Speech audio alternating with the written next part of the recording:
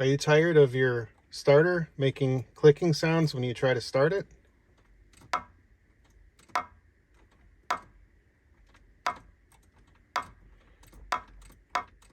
This is a very common failure on older Mark III Supras, very likely because the starter solenoid consumes a little over 10 amps of current, which is a little rough on a 10 amp rated relay.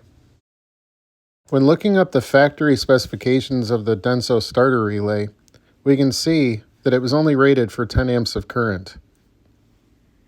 Here's the starter relay disassembled, and I could tell which pins were which, and they happen to match the same pins as this factory main relay, which can be found in your engine compartment fuse box. Easily obtainable for about $10 currently.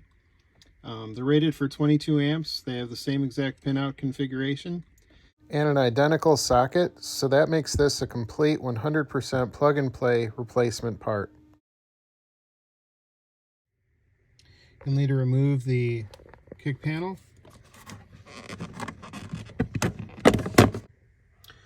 Alright, once you remove the kick panel, you'll see that there's a green relay underneath the circuit open relay.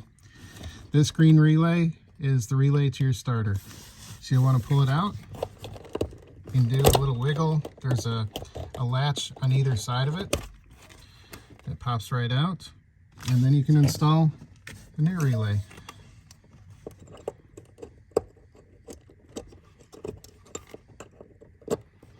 You can see that this will actually fit perfectly in place, and there's plenty of room for it.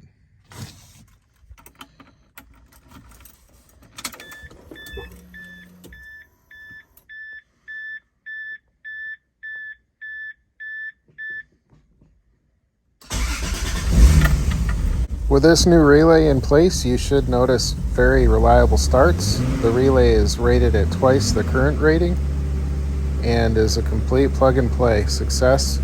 I recommend you try it. Thank you for viewing my video, and please like and subscribe.